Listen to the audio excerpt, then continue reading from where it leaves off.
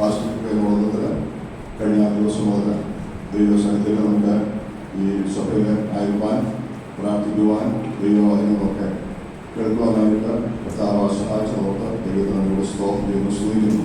इस सत्र के जो उपवास प्रार्थना इस स्थानीय कलीसिया में होने के लिए 2 दिवसीय उपवास प्रार्थना में हम सबको यहाँ आकर परमेश्वर की महिमा करने के लिए प्रत्येक को प्रभु ने अवसर दिया. प्रभु का मैं धन्यवाद.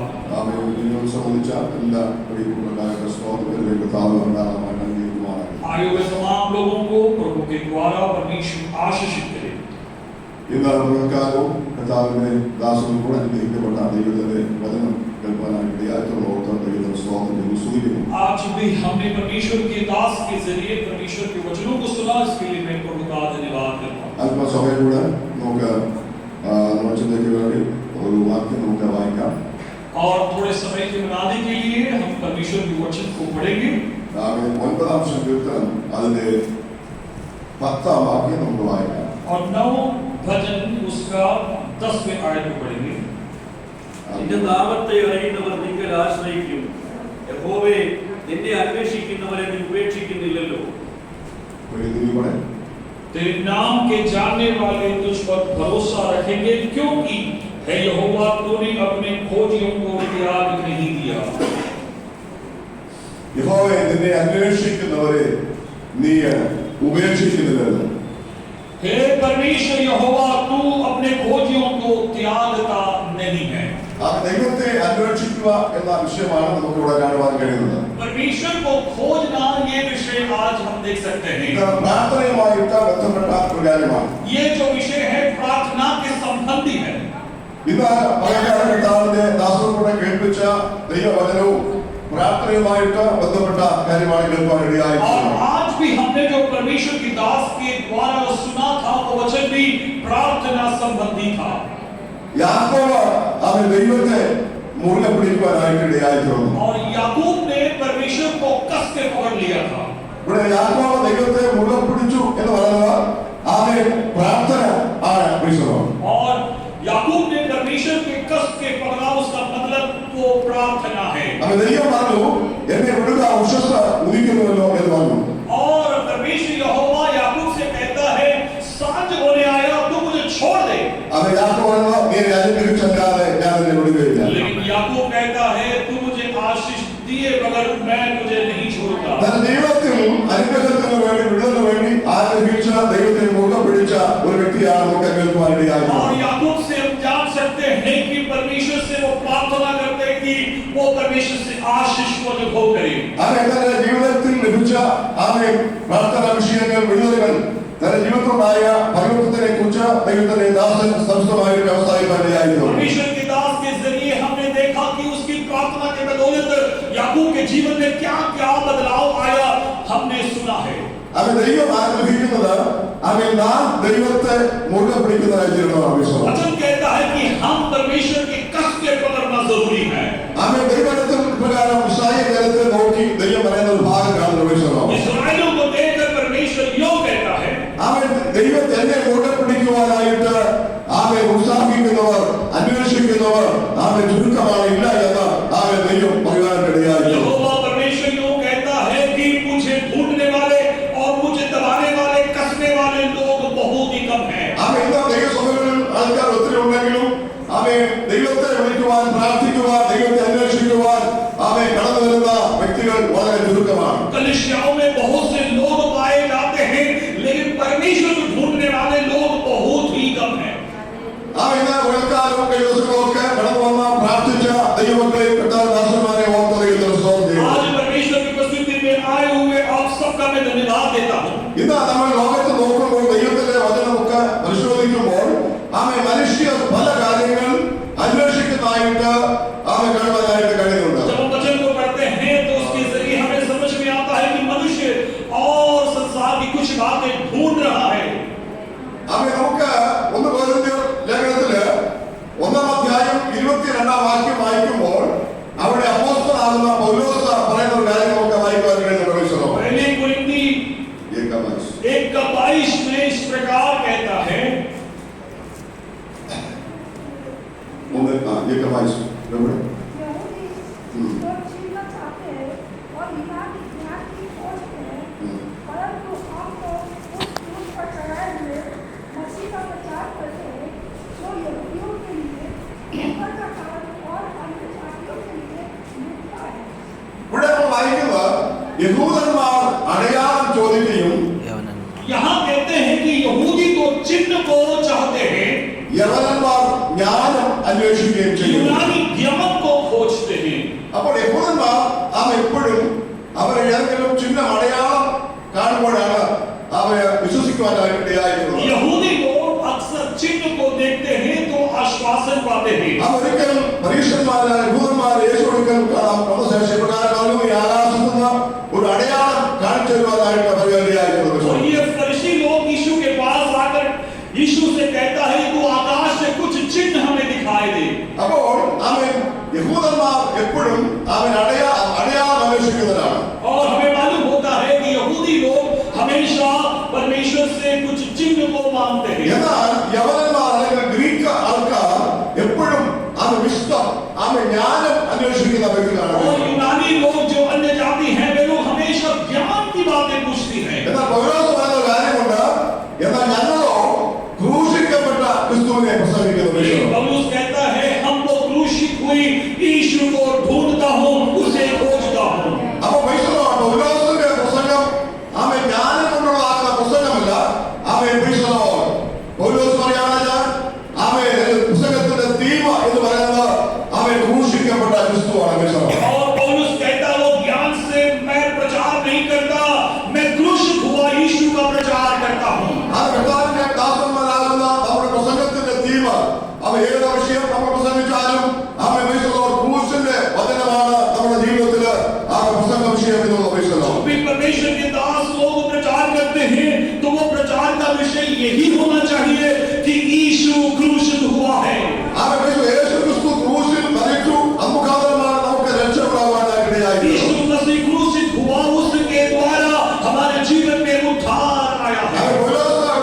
ക്രൂശിന്റെ വചനം നശിച്ചു പോകുന്നവർക്ക് ഭോഷത്വവും രക്ഷിക്കപ്പെടുന്ന നമുക്ക് ദൈവശക്തിയുമാകുന്നു. पौलुस कहता है क्रूस का वचन नाश होने के लिए वाले लोगों के लिए उद्धार का वचन है। അപ്പൊ നോക്കുക, നശിച്ചു പോകുന്ന ഒരു കൂട്ടം ജനങ്ങൾക്ക് ക്രൂശിന്റെ വചനം ഫൂളിഷായി തീരുമ്പോൾ രക്ഷിക്കപ്പെടുന്ന ദൈവമക്കൾക്ക് ദൈവശക്തിയാണ്. और ज्ञानियों के लिए ये मूर्खता की बातें हैं, लेकिन नाश में जाने वाले लोगों के लिए ये अनुग्रह की बातें हैं।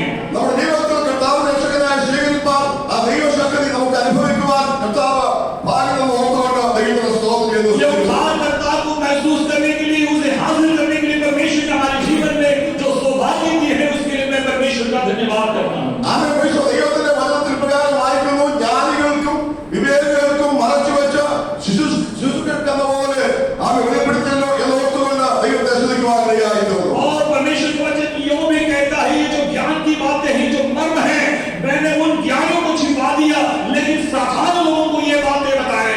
നാം ലോകത്തിലായിരിക്കുമ്പോൾ നമുക്ക് അറിവ് ജ്ഞാനം ആവശ്യമാണെങ്കിലും ഒരു മനുഷ്യന്റെ ജ്ഞാനം കൊണ്ട് ദൈവത്തെ കാണുവാൻ, ദൈവത്തെ അറിയുവാൻ കഴിയത്തില്ല. इस संसार में रहने वाले कोई भी व्यक्ति ज्ञान से परमेश्वर को ढूंढ नहीं सकता, पा नहीं सकता। പൗലോസിന്റെ പ്രസംഗത്തെ കുറിച്ച് പൗലോസ് പറയുമ്പോൾ എന്റെ പ്രസംഗം എന്നുള്ളത് ജ്ഞാനത്തിന്റെ വശീകരണ വാക്കുകളുണ്ടാണ്. पौलुस कहता है जब भी मैं प्रचार करता हूँ ज्ञान की बातों से मैं कभी प्रचार नहीं करता, ബുദ്ധിയുടെ പ്രസംഗമല്ല ഞാൻ പ്രസംഗിക്കുന്നത്. मैं कभी बुद्धि से प्रचार नहीं करता, എന്നാൽ ആത്മാവിന്റെയും ശക്തിയുടെയും പ്രദർശനമാണ് എന്റെ പ്രസംഗം എന്ന് പൗലോസ് പറയാനിടയായി. पौलुस कहता है कि मैं आत्मा का प्रदर्शन करता हूँ, आत्मा के सामर्थ का प्रचार करता हूँ। നമ്മുടെ ജീവിതത്തിൽ ദൈവശക്തി കൊണ്ട്, പരിശുദ്ധാത്മാവിന്റെ ശക്തി കൊണ്ട് നമ്മൾ പ്രസംഗിക്കുമ്പോൾ ജീവിതങ്ങൾ വിടുവിക്കപ്പെടുവാൻ. परमेश्वर के वचन में सामर्थ है, जब भी इस वचन को प्रचार करते हैं लोगों के जीवन में उद्धार आती है। സാധിക്കുമ്പോൾ വളരെ ജ്ഞാനത്തോടും പ്രസംഗിക്കുന്നത്. हम जब प्रचार करते हैं तो हम उस ज्ञान से नहीं बल्कि आत्मा के सामर्थ से प्रचार करते हैं। ഏകത്തിൽ അഥേനയിൽ ചെല്ലുവാനായിട്ട് ഇടയായിത്തീർന്നു. और एक बार पौलुस अथेने में गया, അവിടെ അവൻ ഗ്രീക്ക് ആൾക്കാരാണ് മിശ്രം. वहां पे देख सकते हैं कुछ लोग यूनानी लोग पाए गए। അവിടെ ജ്ഞാനികളാകുന്ന വ്യക്തികൾ നിറഞ്ഞ ഒരു സ്ഥലമാണ് ഏകദേശം അഥേന എന്ന് പറയുന്നത്. अथेनिया जो जगह है झूठ हम देख सकते हैं। അവിടുത്തെ ആൾക്കാരെ കുറിച്ച് അപ്പോസ്തലത്തിൽ വായിക്കുന്ന അവർ എപ്പോഴും അവയെ നോക്കുന്നത് വല്ല പുതുമയും ആരെങ്കിലും പ്രസംഗിക്കുന്നുവോ എന്ന് നോക്കി ഇരിക്കുന്ന അവരുടെ ആൾക്കാരാണ് വിശ്വാസം. वहां के लोग ऐसे देखते हैं कि प्रचार में कुछ ऐसी कुछ बदलाव या कुछ नयापन है, ऐसे वे लोग देखते थे। അവയെ പൈസ ഇന്നും ദൈവസഭകളൊക്കെ ആൾക്കാരെ പൈസ പഴയ പ്രസംഗങ്ങളും പഴയ രീതിയും അപകടവിശ്വാസ യാത്രവും അവരൊന്നും അവർ കേൾക്കാൻ ആഗ്രഹിക്കുന്നതല്ല. ഒരു പുതിയ തോട്ടമുണ്ടോ പുതുമയുണ്ടോ എന്ന് ഒക്കെ നോക്കി ഇരിക്കുന്ന ഒരു കൂട്ടം ജനങ്ങളെ കാണുവാൻ കഴിയുന്നു. आज की कलीसिया में भी हम देख सकते हैं कुछ ऐसे लोग हैं कि पुराने कुछ याकूब या अब्राहम इसहाक की बातें सुनना नहीं चाहते, कुछ नया नया बातें सुनने के लिए पसंद करते हैं। അപ്പോൾ യഥേയങ്ങളാകുന്ന ഈ ജ്ഞാനികളാകുന്ന അവയെ പൈസ ആൾക്കാരൊക്കെ വല്ല പുതുമയും സംസാരിക്കുന്നുണ്ടോ എന്ന് നോക്കി ഇരിക്കുന്ന ഒരു കൂട്ടം ആൾക്കാരാണ്. और अठेने में रहने वाले लोग अधिकतर नयापन को ढूंढ रहे थे। അവയെ നമുക്കറിയാം, അവിടെ ഗ്രീക്ക് പ്രൊഫസറുകളാണ്, അവൻ ഫിലോസഫേഴ്സ് ആയിട്ടുള്ള അവൻ പ്ലേറ്റോ, സോക്രട്ടീസ്, അരിസ്റ്റോട്ടിൽ തുടങ്ങിയ ജനങ്ങളൊക്കെ പാർക്കുന്ന ദേശമാണ് ദേശം. अठेनिया में हम जानते हैं तत्व चिंतक लोग अरिस्टोटल थे, सोक्रेटिस थे, वे लोग हमेशा वहां ज्ञान की बातें बोलते थे। അങ്ങനെ ഏതൻസ് അതേറിൽ ചെന്ന് അവൻ പൗലോസ് അവിടെ ഒക്കെ അവയെ നടന്ന് കാണുവാനായിട്ടിടയായിരുന്നു. और पौलुस ने उस अठेने में जाकर घूम घूम के वहां फिर के सारी बातों को देखा। അവൻ അവിടെയൊക്കെ നടന്ന് നോക്കിയ സമയത്ത് പൗലോസ് അവിടെയൊക്കെ അവൻ വിഗ്രഹങ്ങൾ കൊണ്ട് നിറഞ്ഞിരിക്കുന്ന കാഴ്ച കാണുവാനിടയായിരുന്നു. और पौलुस ने देखा कि वहां पे उन बलिपीठों को देख सकते हैं, मूर्तों को उसने देखा। അവൻ ഓരോ ദൈവത്തിന്റെ മുൻപിലും ഒരു ദൈവത്തിന്റെ പേരുകളുണ്ട് വഹിച്ചത്. और हर एक मूर्तों के सामने एक एक नाम लिखी गई है। അവൻ ഇത് അവരൊക്കെ നോക്കിക്കണ്ട ശേഷം അവൻ പൗലോസിന്റെ പുസ്തകമാണ് ആരംഭിക്കുകയായിരുന്നു. और उन मूर्तों को देखकर पौलुस ने प्रचार करना आरंभ कर दिया। അവൻ പൗലോസ് വളരെ ബുദ്ധിയോട് പറഞ്ഞത് ഒരു കാര്യം മനസ്സിലാക്കി ഞാൻ ഇവിടെയൊക്കെ ചുറ്റുന്നത് കണ്ടു, നിങ്ങളൊക്കെ വളരെ ഭക്തന്മാരായ വ്യക്തികളാണ് എന്ന് എനിക്ക് ഒരു കാര്യം മനസ്സിലായി. शुरुआत में पौलुस ने चीजों को देखकर कहने लगा कि मैं जान लिया है कि आप सब लोग भक्त लोग हैं। അപ്പൊ നോക്കുക, വളരെ ജ്ഞാനത്തോടുകൂടെ അവരൊക്കെ അവൻ പൗലോസ് കൈയെടുത്തു. ഒരു കാര്യം എനിക്ക് മനസ്സിലാക്കി, നിങ്ങളെല്ലാം വളരെ ഭക്തിയോടുകൂടെ ജീവിക്കുന്ന അവൻ വ്യക്തികളാണ് എന്ന് എനിക്ക് മനസ്സിലാക്കുകയായിരുന്നു. सारे मूर्तों को बलिपीठों को देखकर उन लोगों के जीवन में वो ऐसे मुट्ठी से वो कह रहा है, मैंने जान लिया कि आप लोग धर्मी हैं, भक्ति। അവൻ അവരൊക്കെ നോക്കിയപ്പോൾ ഓരോ ദൈവങ്ങളുടെ പേര് और കാണുവാനിടയായിരുന്നു. वहां एक एक मूर्तों के सामने अपना अपना नाम रखा हुआ है। എന്നാൽ ഒരു അവൻ വിഗ്രഹത്തിന്റെ അടുക്കൽ ചെന്നപ്പോൾ അവൻ അവിടെ എഴുതിയിരിക്കുന്നത് അൺനോൺ ഗോഡ്, അജ്ഞാത ദേവൻ എന്ന് കാണുവാനിടയായിരുന്നു. लेकिन एक मूर्त के सामने पौलुस गया तो वहां अज्ञात परमेश्वर लिखा गया है। അപ്പോൾ ദൈവവിശ്വാസം അവിടെ പേരില്ലാത്ത ഒരു ദൈവവിശ്വാസം. और वहां देख सकते हैं जिसका नाम नहीं, ऐसा एक मूर्त है। അപ്പൊ അവിടെ നിന്നുകൊണ്ട് പൗലോസ് പ്രസംഗിക്കുവാനൊക്കെ ഇടയായിരുന്നു. और वहां उस मूर्त को देखकर पौलुस प्रचार करना आरंभ कर दिया। അവൻ നിങ്ങൾ ആരാധിക്കുന്നത് അറിയാത്തതിനെ നിങ്ങൾ ആരാധിക്കുന്നു. पौलुस प्रचार में इस प्रकार कहा, तुमने अज्ञात परमेश्वर की आराधना करना शुरू कर दिया। എന്നാൽ സ്വർഗവും അതിൽ ഉള്ളതൊക്കെയും ഉണ്ടാക്കിയ ദൈവം അവൻ മനുഷ്യ നിർമ്മിതമാകുന്ന കൽപ്പണിയാകുന്ന മന്ദിരങ്ങളിൽ അവൻ വസിക്കുന്ന ദൈവമല്ല. पौलुस यूं कहता है, आकाश और पृथ्वी को बनाने वाला सृष्टिकर्ता परमेश्वर इन मूर्तों में समा नहीं सकता। അവൻ സ്വയത്തെ സൃഷ്ടിച്ച സൃഷ്ടാവാകുന്ന ഒരു ദൈവമാണ്. और सारे भूमंडल को बनाए हुए परमेश्वर एक ऐसा परमेश्वर है, वो बता रहा। അവൻ ആ മനുഷ്യൻ ആ ദൈവം മനുഷ്യനെ ഉണ്ടാക്കുവാൻ തക്കവണ്ണമായിരുന്നു. वही परमेश्वर ने मानव की रचना की है। അവൻ ഒരു മനുഷ്യനിൽ നിന്ന് സർവ്വജാതിയെയും ദൈവം ഉണ്ടാക്കുവാനിടയായിരുന്നു. और इस पृथ्वी के सारी जातियों का निर्माण उन्होंने किया है। അപ്പോസ്തലപ്രവൃത്തി 17 അധ്യായത്തിൽ വായിക്കുമ്പോൾ പൗലോസ് പറയുന്ന ഒരു കാര്യമുണ്ട്. प्रेरितों के काम 17 अध्याय में पढ़ते हैं तो पौलुस एक बात यूं कहता है। അതിന്റെ 27 വാക്യം വായിക്കുമ്പോൾ പൗലോസ് പറയുകയാണ്, 17 का 27 वचन को पढ़ते हैं तो वहां पौलुस यूं कहता है कि वे परमेश्वर को ढूंढते, अजाति उन्हें टटोल कर पाए, तो भी वह अपने से किसी से दूर नहीं। ആദ്യം क्योंकि हम उसमें जीवित रहते और चलते फिरते और जी रहते हैं, जैसा तुम्हारे कितने कवियों ने भी कहा है, हम तो उसी के वंशज हैं। आता ഓക്കെ അപ്പോസ്തലപ്രവൃത്തി 17 17 का 24 27 27।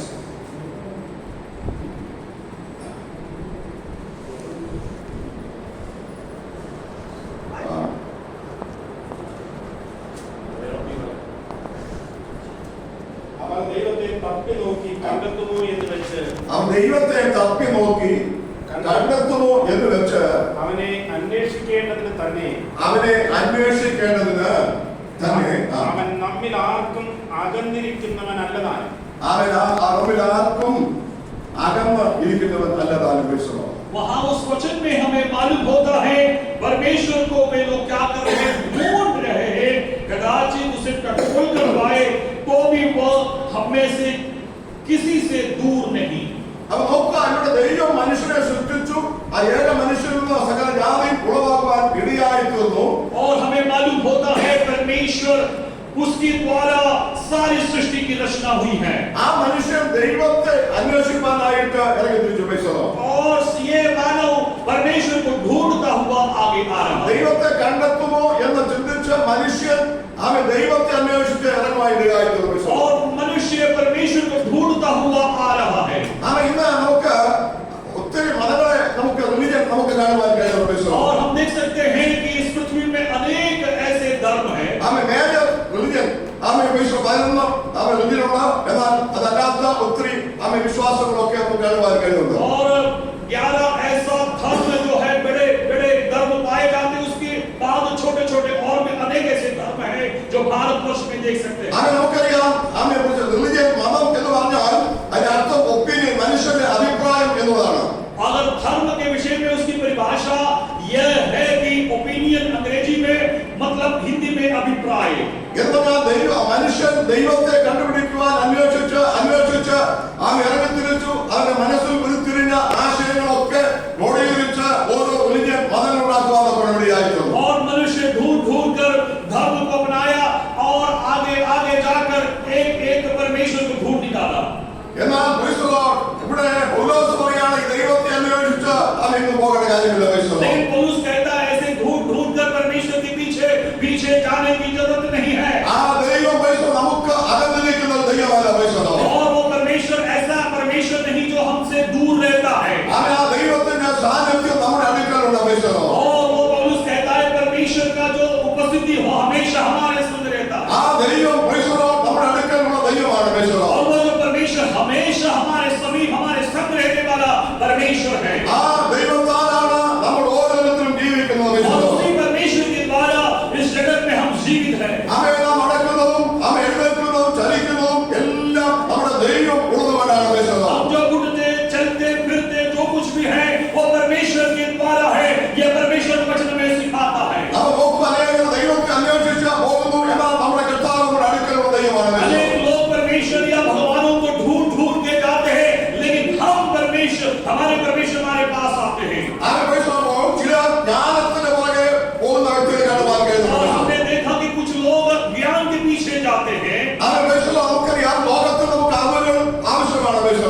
और हमें मालूम है कि संसार में रहते हैं तो हमें ज्ञान की आवश्यकता जरूर है. എന്നാൽ മനുഷ്യന്റെ അറിവ് കൊണ്ട് ഒരു വ്യക്തിക്ക് ദൈവത്തെ കണ്ടുമുട്ടുവാൻ കഴിയില്ല. लेकिन मानव के ज्ञान से कभी भी परमेश्वर को ढूंढ निकाल नहीं सकता. അതുകൊണ്ടാണ് ദൈവത്തിന് പറഞ്ഞത് ലോകത്തിന്റെ ജ്ഞാനത്തെ ദൈവം ഭോഷത്വമാക്കി എന്ന് പറയുന്നത്. इसीलिए वचन कहता है संसार का जो ज्ञान है उसको परमेश्वर ने मूर्खता कहा. അതുകൊണ്ട് നമ്മുടെ ജീവിതത്തിൽ നമ്മുടെ കർത്താവിനെ നമ്മൾ കണ്ടുമുട്ടിയത് ലോകത്തിന്റെ ജ്ഞാനം കൊണ്ടല്ല, ദൈവം നമുക്ക് വെളിപ്പെടുത്തിയ വെളിപ്പാട് കൊണ്ടാണ്. और हमें मालूम है हमने परमेश्वर को ढूंढा और परमेश्वर को पाया ये संसार के ज्ञान से नहीं बल्कि परमेश्वर की उस कृपा या अनुग्रह से हमने परमेश्वर को पाया. ज्ञान അന്വേഷിച്ചു പോകുന്ന വ്യക്തികൾ. और पहले तो हमने जान लिया कि लोग ज्ञान के पीछे जाते हैं. മറ്റൊന്ന് ഇന്ന് ലോകത്ത് നോക്കുമ്പോൾ രാഷ്ട്രീയത്തിലാണെങ്കിലും ആത്മീയബോധത്തിലാണെങ്കിലും മനുഷ്യൻ സ്വയമാകുവാനായിട്ട് പ്രസക്തി ഉണ്ടാകുവാൻ അല്ലെങ്കിൽ സ്വയം മഹത്വം എടുക്കുവാൻ പരിശ്രമിക്കുന്ന ഒരു കൂട്ടം ജനങ്ങളെ നമുക്ക് കാണുവാൻ കഴിയുന്നു. राजनीति में हो या आत्मिक समाज में हो लोग क्या करते हैं अपने आप को प्रसिद्ध होने के लिए कुछ ऐसे बातें करते हैं. അപ്പോൾ അവരുടെ മഹത്വത്തിന് വേണ്ടി പല കാര്യങ്ങളും ഒക്കെ അവരെ കാട്ടിക്കൊടുക്കുന്നു.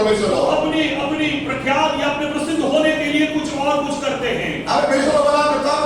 പോലും ആരെങ്കിലും സൗഖ്യമാകുമ്പോൾ ഞാൻ സ്റ്റേജിൽ പോയി പ്രാർത്ഥിച്ചു ഇന്ന ആൾക്കാരെ സൗഖ്യമായി എന്നൊക്കെ പറഞ്ഞ് പ്രസംഗിക്കുന്നതിനെ കാണുവാൻ കഴിയുന്നുണ്ട്. हम जान सकते हैं अनेक प्रचारक लोगों के विषय में वे लोग कहते हैं कि मैं फलाने जगह गए थे उस व्यक्ति के लिए मैंने प्रार्थना किया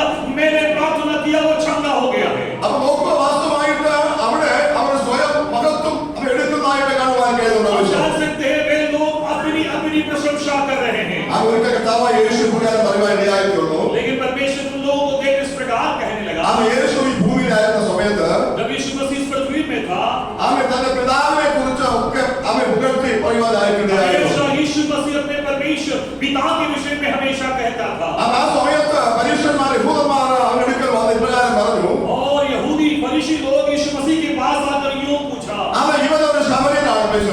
ശമര്യൻ ये व्यक्ति है शामरी का है, അത് മാത്രമല്ല ഇവനിൽ ഭൂതമുണ്ട് എന്ന് പറയുവാനായിരുന്നു. और कहता है इस व्यक्ति में भूत है। അപ്പോൾ യേശു അവരോട് പറഞ്ഞൊരു കാര്യമുണ്ട്. और यीशु मसीह ने उससे कहा, അവൻ ഇന്ന് പറഞ്ഞ പോലെ അവനെനിക്ക് ഭൂതമൊന്നുമില്ല. और वो कहता है कि तुम जैसे कहते हो वैसे मेरे में कोई भूत नहीं है। ആമേ ഞാൻ എന്റെ പിതാവിനെ വിളിച്ചു. और वो कहता है कि मैं तो अपना पिता का मैं नाम पूछा करता हूं। അവൻ യേശു അവരോട് പറഞ്ഞ കാര്യമുണ്ട്. यीशु मसीह ने इस प्रकार कहा, അവൻ ഞാൻ എന്റെ മഹത്വം അന്വേഷിക്കുന്നില്ല. और वो कहता है कि मैं अपना नाम की बड़ाई नहीं करता, അവൻ ഞാൻ എന്നെ കുറിച്ച് പുകഴ്ത്തുകയല്ല, എന്റെ പിതാവിനെ ഞാൻ പുകഴ്ത്തുകയാണ്. मैं अपने नाम की बड़ाई नहीं करता, मैं अपने पिता को ऊंचा करता हूं। അപ്പോൾ സ്വന്തം മഹത്വം അന്വേഷിക്കാത്ത പുത്രനാണ് ക്രിസ്തു. और हमें मालूम होता है अपनी बड़ाई ना करने वाला, केवल परमेश्वर को ऊंचा करने वाला एक यीशु मसीह को देख सकते हैं। അവൻ യേശുവിനെ കുറിച്ച് നമ്മൾ ഫിലിപ്പിയർക്കാരുടെ പ്രകാരം വായിക്കുന്നുണ്ട്. അവൻ ദൈവത്തോടുള്ള സമത്വം മുറുകെ പിടിച്ചുകൊള്ളണമെന്ന് വിചാരിക്കാതെ അവൻ ആ സമത്വം എന്തിന് ഹിംസൻ അത് വേണ്ട എന്ന് വെച്ച് തന്നെത്താൻ മനുഷ്യനായി ദാസനായി ഈ ഭൂമിയിൽ വരുവാനിടയായി. फिलिपियों की पत्री में हमें मालूम होता है कि यीशु मसीह ने अपने पिता के संग का जो समानता है उसको नकार कर तो एक दास बनकर पृथ्वी में नीचे आया। അപ്പോൾ നോക്കുക, യേശു ദൈവത്തോട് ഈക്വൽ പൊസിഷൻ ആയിരുന്നെങ്കിലും ആ മഹത്വം അവൻ മുറുകെ പിടിച്ച് അവിടെ സ്വർഗത്തിൽ നിൽക്കണമെന്ന് ചിന്തിക്കാതെ അവൻ യേശു അവൻ ദാസനായി അല്ലെങ്കിൽ മനുഷ്യനായി ഭൂമിയിൽ കടന്നു വന്ന് അവൻ നമ്മെ രക്ഷിക്കുവാനത്തോടെ കാൽവരി ക്രൂശിൽ മരിക്കുവാനിടയായിത്തീർന്നു. हमें मालूम होता है कि यीशु मसीह अपने पिता के सेम दर्जा में थे, लेकिन उसने क्या किया, वो दर्जा को छोड़कर इस पृथ्वी में एक दास का रूप में अवतरित हुआ है। അപ്പോൾ നോക്കുക, സ്വന്തം മഹത്വം അന്വേഷിക്കാത്ത പുത്രനാകുന്ന ക്രിസ്തു. और पुत्र यीशु मसीह के बारे में मालूम होता है वो अपनी प्रशंसा या घमंड नहीं करता। അവൻ ദൈവത്തിൽ നമുക്ക് അപ്പോസ്തല പ്രവൃത്തിയില് ഹേരോദ രാജാവിനെ കുറിച്ച് കാണുവാൻ കഴിയുന്നുണ്ട്. और प्रेरितों के काम में हेरोद राजा के विषय में हमें जान सकता है। ഹേരോദ രാജാവ് കുളിച്ച് വസ്ത്രമൊക്കെ മാറി അവൻ സിംഹാസനത്തിൽ നിന്ന് അവൻ ജനങ്ങളെ ഫേസ് ചെയ്തുകൊണ്ട് നല്ല പ്രസംഗം പ്രസംഗിച്ചു. हेरोद राजा स्नान करने के बाद सिंहासन पर बैठकर एक अच्छा प्रचार, एक खूबसूरत प्रचार उसने किया। അപ്പോൾ ആ പ്രസംഗം കേട്ടുകൊണ്ട് കേട്ട ജനങ്ങള് അവന്റെ അടുക്കൽ കടന്നു വന്നു. പറഞ്ഞു, ഇത് ദേവന്റെ ശബ്ദം, ഒരു ദൈവത്തിന്റെ ശബ്ദം എന്ന് പറഞ്ഞു. और यह प्रचार सुनकर प्रजा लोगों ने कहा, ये कोई राजा या मनुष्य की आवाज नहीं, ये एक देवता की आवाज है, ऐसे प्रशंसा किया। അവിടെ നമ്മൾ അടുത്ത വാക്യത്തിൽ വായിക്കുന്നുണ്ട്, ഈ ഹേരോദാവ് ദൈവത്തിന് മഹത്വം കൊടുക്കാതെ കൊണ്ട് എന്ത് ചെയ്തു? ദൈവത്തിന്റെ ദൂതൻ അവനെ അടിച്ചു, അവൻ കൃമിക്ക് ഇരയായിരുന്നു. और परमेश्वर का बड़प्पन नहीं किया, उसकी बड़ाई नहीं किया हेरोद ने, इसीलिए परमेश्वर का दूत आकर हेरोद को वहां से सिंहासन से नीचे गिरा दिया, वो कीड़ा के योग्य बन गया। അപ്പൊ നോക്കുക, അവിടെ ജനങ്ങൾ അവനെ ദൈവമാണ് എന്ന് പറഞ്ഞപ്പോൾ അതല്ല എന്ന് പറയുന്ന സ്ഥാനത്ത് തന്റെ മനസ്സിൽ ചിന്തിച്ചു, ഞാൻ ദൈവം എന്ന് മനസ്സിൽ ചിന്തിക്കുകയായിരുന്നു. हेरोद को कहा तू देवता है, तो वो कहना चाहिए कि मैं कोई देवता नहीं, लेकिन उसने कहा हाँ मैं देवता हूँ, तो इसीलिए उसको गिराया गया। അപ്പൊ നോക്കുക, ദൈവത്തിന് മഹത്വം കൊടുക്കാതെ സ്വയം മഹത്വം എടുത്ത ഹേരോദ രാജാവ്.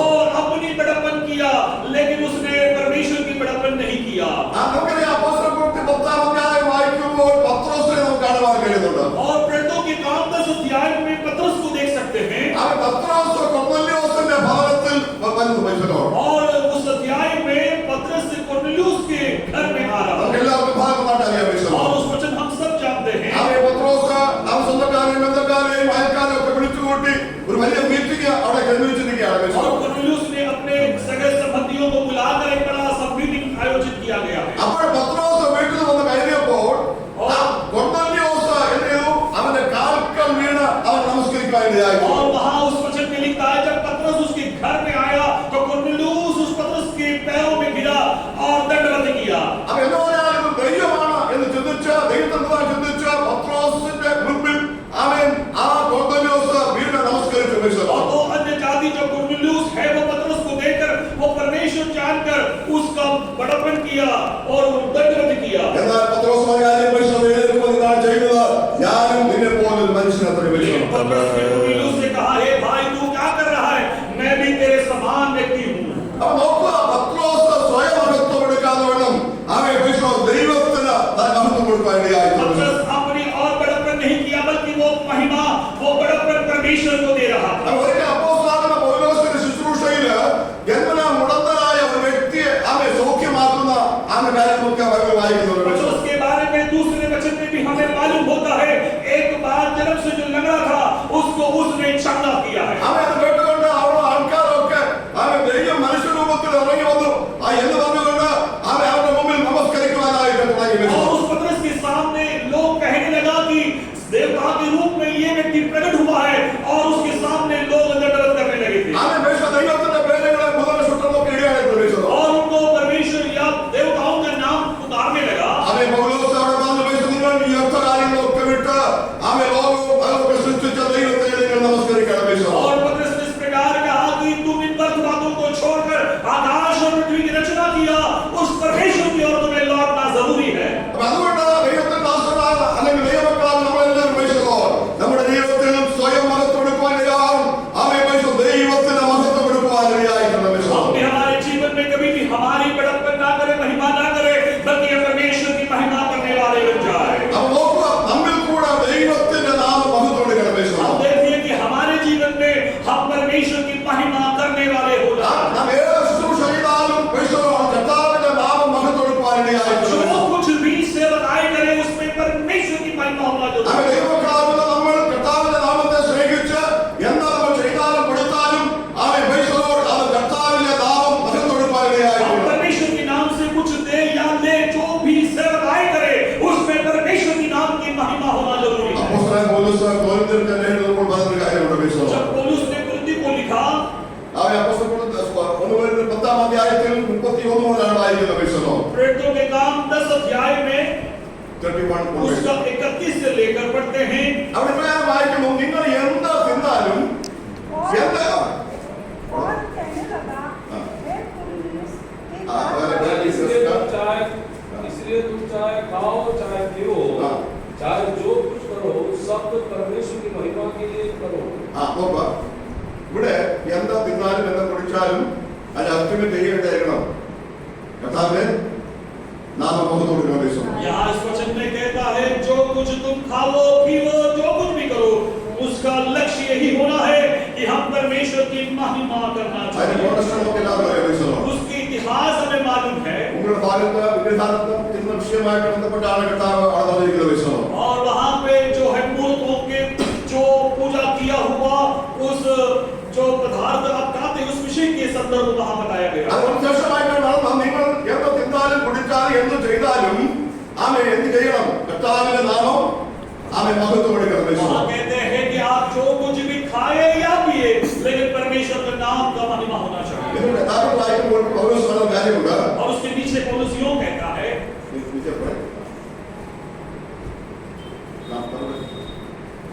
तुम ना यहूदियों ना यूनानियों और ना परमेश्वर की कलीसिया के लिए ठोकर के कारण बनो, जैसा मैं भी सब बातों में सबको प्रसन्न रखता हूँ और अपना नहीं परंतु बहुतों का लाभ ढूंढता हूँ कि वे उद्धार पाए। അവിടെ പൗലോസ് പറയുന്നുണ്ട്, നിങ്ങൾ ആർക്കും ഇടർച്ച ഇല്ലാത്തവരായിട്ട് നിങ്ങൾ തീർക്കണം. यहाँ पौलुस कहता है आप किसी को एक ठोकर का विषय नहीं बनना चाहिए। യഹൂദന്മാർക്കോ യവനന്മാർക്കോ ദൈവസഭയ്ക്കോ ഇടർച്ച ഉണ്ടാകുന്ന यहूदी हो यूनानी हो या कलीसिया के विश्वासी हो, किसी के साथ ठोकर के विषय या झगड़े के विषय ना बने। എന്നിട്ട് പൗലോസ് പറഞ്ഞ കാര്യം എന്താ നമ്മൾ വായിക്കുന്നത്, ആമേ എന്റെ ലക്ഷ്യം എന്നുള്ളത് ആമേ പ്രൈസ് ദി ലോർഡ്, ആമേ പല രക്ഷിക്കപ്പെടേണ്ടതിന് വായിക്കുന്ന കാലത്ത് 10-ാം അധ്യായം അതിന്റെ 33-ാം വാക്യം. 10 अध्याय उसकी 33 पद को पढ़ते हैं। ഞാനും എന്റെ ഗുണമല്ല ഞാൻ എന്റെ ഗുണമല്ല, പലർ രക്ഷിക്കപ്പെടേണ്ടതിന് ആ പല രക്ഷിക്കപ്പെടേണ്ടതിന് അവരുടെ ഗുണം തന്നെ അന്വേഷിച്ചുകൊണ്ട് അവരുടെ ഗുണം തന്നെ അന്വേഷിച്ചുകൊണ്ട് എല്ലാവരെയും എല്ലാം കൊണ്ട് പ്രസാദിപ്പിക്കുന്നുവല്ലോ. ആമേ എല്ലാം കൊണ്ട് പ്രസാദിപ്പിക്കുന്നുവല്ലോ. हिंदी में इस प्रकार कहता है, जैसा मैं भी सब बातों में सबको प्रसन्न रखता हूँ और अपना नहीं परंतु बहुतों का लाभ ढूंढता हूँ कि वे उद्धार पाए। പൗലോസിന്റെ ജീവിതത്തിലെ ആഗ്രഹം എന്നുള്ളത് ആമേ സ്വന്തം ഗുണം അന്വേഷിക്കുന്ന വ്യക്തിയല്ല. अपनी इच्छा में पूर्ण करने के लिए എന്റെ ശുശ്രൂഷകളുണ്ട് ആമ ലക്ഷ്യം എന്നുള്ളത് ആരെങ്കിലും ആമ ദൈവത്തെ കണ്ടുമുട്ടണം, ആമ ചില രക്ഷിക്കപ്പെടണം എന്ന് ചിന്തിച്ച് ആമ പ്രവർത്തിക്കുന്ന കർത്താവിനാകുന്ന പൗലോസ് उसके विषय में जानते हैं पौलुस अपनी बारे में नहीं बल्कि दूसरों के विषय में, दूसरों के लाभ के विषय में उनके लिए प्रयास करता है, वो प्रार्थना करता है। അപ്പോൾ ദൈവദാസന്മാരെ നമ്മുടെ ജീവിതത്തിൽ നമ്മുടെ ലക്ഷ്യം എന്നുള്ളത് നമ്മുടെ ശുശ്രൂഷകളുടെ ആരെങ്കിലും കർത്താവിനെ സ്വീകരിക്കാൻ ഇടയാക്കിയിടണം. അതിനുവേണ്ടി ഞാൻ എന്തും ചെയ്യുവാനായിട്ട് താല്പര്യപ്പെടുന്നു. हमारे भी जीवन में ऐसा ही बात होना चाहिए। अब जो कुछ भी करे हमारे द्वारा अनेकों का उद्धार उनका कल्याण होना जरूरी है। അപ്പോസ്തലനായ പൗലോസ് തിമോഥെയോസിനെ ഫിലിപ്പിലേക്ക് അയക്കുവാനായിട്ട് ഇടയായിത്തീർന്നു. प्रेरित पौलुस तीमुथियुस को फिलिप्पी में भेजा गया। ഫിലിപ്പിയിലേക്ക് അയക്കുന്ന സമയത്ത് തിമോഥെയോസിനെ കുറിച്ച് നല്ലൊരു ഇൻട്രൊഡക്ഷൻ പൗലോസ് അവിടെ തന്നിരിക്കുകയാണ്. जब तीमुथियुस को फिलिपिया में भेजा तो एक अच्छी परिचय उसके बारे में बता रहा है। അവിടെ വായിക്കുന്ന പലരും യേശുവിന്റെ കാര്യമല്ല സ്വന്തം കാര്യം അത്രേ അന്വേഷിക്കുന്നത് എന്ന് നമുക്ക് വായിക്കാൻ വേണ്ടി. और उसको भेजते समय इस प्रकार कहा, अनेक लोग ऐसे लोग हैं जो अपनी इच्छा को महत्व दे, दूसरों की इच्छा को महत्व नहीं देते हैं। लेकिन मैं जानता हूं कि ये तीमुथियुस को मैं तुम्हारे बीच भेजता हूं, ऐसा व्यक्ति नहीं है। വ്യക്തികൾ നമുക്ക് അങ്ങനെ കാണുവാൻ കഴിയുന്നുണ്ട്. യേശുവിന്റെ കാര്യത്തെക്കാൾ സ്വന്തം കാര്യത്തിന് പ്രിഫറൻസ് കൊടുത്ത് ജീവിക്കുന്ന അനേക വ്യക്തികളെ നമുക്ക് കാണുവാൻ കഴിയുന്നു. हम जानते हैं कि यीशु की बातों को महत्व देने के बजाय अपनी खुद की बातों को महत्व देने वाले बहुत से लोगों को देख सकते हैं। അപ്പോൾ ഒന്ന് ലോകത്തിൽ ജ്ഞാനം അന്വേഷിക്കുന്ന വ്യക്തികൾ. और पहले हमने देखा कि लोग ऐसे हैं कि ज्ञान के पीछे जा रहे हैं। രണ്ട് സ്വയം മഹത്വം അന്വേഷിക്കുന്ന പ്രിയപ്പെട്ടവർ. दूसरे किस्म के लोग ऐसे हैं कि अपनी प्रशंसा, अपनी महिमा के पीछे സ്വന്തം കാര്യം അന്വേഷിക്കണമെങ്കിൽ ലോകത്തിലുള്ളത് അന്വേഷിച്ചുകൊണ്ട് അതിന്റെ പുറകെ പോകുന്ന വ്യക്തികളെ കാണുവാൻ കഴിയുന്നു. अपनी काम के पीछे, अपनी बातों के, अपनी प्रशंसा के पीछे जाने वाले ऐसे लोगों को देख सकते हैं। ലോകത്തിൽ നമുക്ക് ആയിരിക്കുമ്പോൾ നമുക്ക് ഭൗതികമായിട്ട് നന്മകളൊക്കെ ആവശ്യമാണ്. जो संसार में रहते हैं कि हमारे जीवन में आर्थिक आवश्यकताएं बहुत है। നമുക്ക് ഭവനം ആവശ്യമാണ്, हमें घर की आवश्यकता है, നമുക്ക് ആഹാരം ആവശ്യമാണ്, हमें भोजन की आवश्यकता है, നമുക്ക് വസ്ത്രങ്ങൾ ആവശ്യമാണ്, हमें कपड़े की आवश्यकता है, നമ്മുടെ കുഞ്ഞുങ്ങളൊക്കെ പഠിപ്പിക്കണം, हमारे बच्चों को हम पढ़ाई करना है, കുഞ്ഞുങ്ങളുടെ ഭാവിക്കൊക്കെ കരുതണം. हमारे बच्चों की भविष्य के लिए हमें बटोरना है। ലോകത്തിൽ നമുക്ക് ഇതൊക്കെ നമുക്ക് ആവശ്യമാണ്. संसार में सारी चीज हमें जरूरत है। എന്നാൽ ദൈവത്തിന്റെ വചനം പറഞ്ഞ കാര്യമുണ്ട്. लेकिन परमेश्वर की वचन में बात ऐसा कहता है, എന്ത് തിന്നും എന്ത് കുടിക്കും എന്ന് ഓർത്തുകൊണ്ട് നിങ്ങൾ ചഞ്ചലപ്പെടരുത്. ये वचन कहता है कि संसार में तुम क्या खाएंगे, क्या पिएंगे, क्या पहनेंगे, उसके बारे में कभी चिंतित नहीं है। ലോകത്തിലെ വിഷയങ്ങളെ ഓർത്ത് നിങ്ങൾ ചഞ്ചലപ്പെടരുത്. ये संसार की बातों में हमें घबराने की जरूरत नहीं है। അടുത്തതാണ് വായിക്കുന്നത്, ഇതൊക്കെ ലോകജാതികൾ അന്വേഷിക്കുന്നു. वचन कहता है ये सारी बातें दुनिया के लोग ढूंढते हैं। ലോകത്തിലെ ജനങ്ങൾ ലോകജാതികൾ അന്വേഷിക്കുന്നത് ഭൂമിയിലുള്ള കാര്യങ്ങൾ അന്വേഷിച്ചുകൊണ്ട് ജീവിക്കുകയാണ്. संसार के लोग ऐसे हैं कि वो संसार की चीजों को ढूंढकर अपने जीवन को व्यतीत करते हैं। കാര്യമുണ്ട്. और वहां उस वचन में इस प्रकार यीशु मसीह कहता है, ഈ വകയൊക്കെ നിങ്ങൾക്ക് ആവശ്യമുള്ള സ്വർഗ്ഗസ്ഥനായ നിങ്ങളുടെ പിതാവാകുന്നു. और यीशु मसीह कहता है स्वर्ग के पिता को मालूम है कि ये सारी चीजें तुम्हें जरूरत है। और स्वर्ग में से परमेश्वर है कि हमारी जरूरतों को जानने वाला परमेश्वर।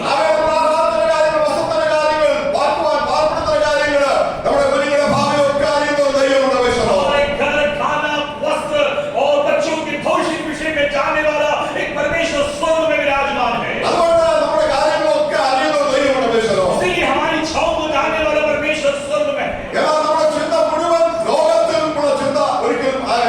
इसीलिए कि हम भी कभी संसार की बातों में ना रहे।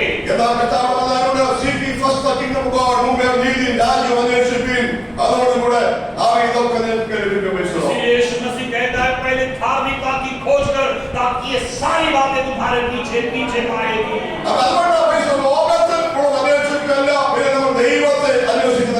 इसलिए वचन में हमें समझाया जाता है कि संसार की चीजों के पास या उसे ढूंढने की जरूरत नहीं, बल्कि हम धार्मिकता का खोज करना जरूरी है। इसलिए कुरिन्थियों 3 उसके पहले वचन में लिखा गया है, अगर यीशु मसीह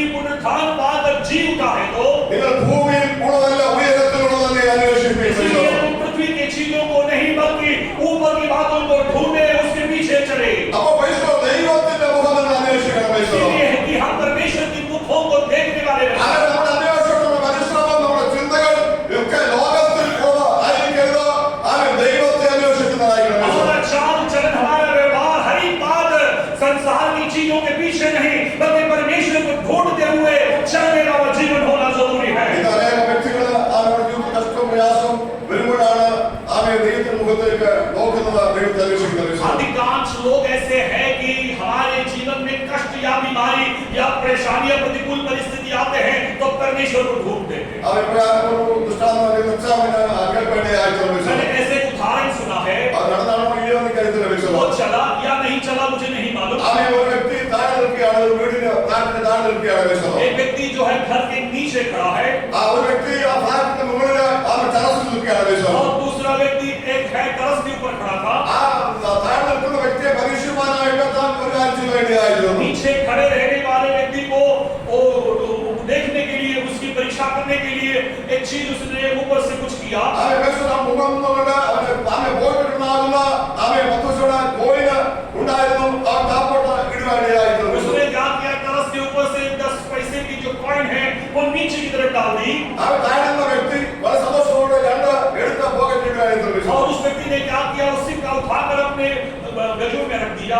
അവൻ ആ പോകുന്ന വ്യക്തി പിന്നെയും മറ്റൊരു കോയിന് വേറെ ഇടുവാനിടയായിരുന്നു. और वही व्यक्ति फिर से एक और सिक्का नीचे डाल दी। അവൻ വിശുദ്ധ താഴ്ന്ന വ്യക്തി അവൻ സന്തോഷത്തോടെ അത് കിട്ടി, അത് പോക്കറ്റ് ഇടുവാനിടയായിരുന്നു. नीचे काम करने वाले व्यक्ति ने फिर से एक दूसरा सिक्का मिला, खुशी से उठाकर अपने जेब में डाल दिया। അങ്ങനെ പല ആവർത്തി തന്നെ റിപ്പീറ്റ് വേണ്ടിയായിരുന്നു. और ऐसे हर बार कॉइन मिलता, सिक्का मिलता, तब तक लेके गले में എന്നാൽ അവസാനമായിട്ട് താൻ ഒരു കാര്യം ചെയ്തു വിശ്വലോ. और आखिर में ऐसी बात हुई, ആ മുകളിൽ നിന്ന വ്യക്തി അവൻ കോയിനെടുത്ത് അവൻ താഴെ നിന്ന വ്യക്തിയുടെ തലയ്ക്ക് അവൻ നേരെ ഇടുവാനിടയായിരുന്നു. और ऊपर से जो व्यक्ति है सीधे उसने क्या किया, आखिरी सिक्का उसके सिर में पड़ता। അവൻ വിശ്വലോ അങ്ങനെ തലയിൽ അവൻ വീണപ്പോൾ അവൻ മുഖപ്പോട്ട് നോക്കുവാനിടയായിരുന്നു. जब सिक्का उसके सिर में लगा तो उसने ऊपर क्यों देखा? അവൻ നോക്കും, അവനെ പല പോലീസുകാർക്ക് നിൽക്കിയെങ്കിലും എടുത്ത് പോക്കറ്റിലിട്ട് അവൻ മുമ്പോട്ട് വരാതെ വിശ്വലോ അവൻ മുകളിലോട്ട് നോക്കുവാനിടയായിരുന്നു. जब उसको सिक्का मिलता था कमरे के कोने कोने से मिला, तब वो उठा के में या जेब में रख दिया, लेकिन सिर में लगा तब उसने अपने आंख के ऊपर किया। അവൻ ഇന്ന് അനേകം ദൈവത്തിൽ നന്മകളും അനുഗ്രഹങ്ങളൊക്കെ പ്രാപിച്ച് അവൻ വിശ്വലോട് മുമ്പോട്ട് പോകുന്നത് കാണുവാൻ കഴിയുന്നുണ്ട്. हमें मालूम है संसार में ऐसे लोग हैं कि संसार की आशीषों को पाकर ऐसे जीवन व्यतीत करते हैं। എന്നാൽ ദൈവത്തെ നമ്മുടെ ജീവിതത്തിൽ എപ്പോഴും മുകളിലോട്ട് നോക്കുവാൻ, ദൈവത്തെ അന്വേഷിക്കുവാൻ നമ്മുടെ ഇടയായിരുന്നു വിശ്വലോ. लेकिन हमारे जीवन में हम क्या करना, हमेशा प्रभु की ओर दृष्टि लगाना, उसी की साथ अपने जीवन को व्यतीत करना जरूरी है। അവൻ വാസ്തവമായി ദൈവത്തിന്റെ മുഖത്തേക്ക് നോക്കുകയാണെങ്കിൽ, ദൈവത്തെ അന്വേഷിക്കുകയാണെങ്കിൽ തീർച്ചയായിട്ടും നമുക്ക് അനുഗ്രഹമുണ്ട്, വിടുതലുണ്ട് വിശ്വലോ. जब भी हम परमेश्वर को ढूंढते हैं, खोजते हैं, तो जरूर उसका आशीष हमारे जीवन में आती है। അവൻ ഇതുപോലെ കേട്ടത് യാക്കോബ് ദൈവത്തെ മുകളിൽ പിടിച്ചു വിശ്വലോ. हम पहले सुना कि याकूब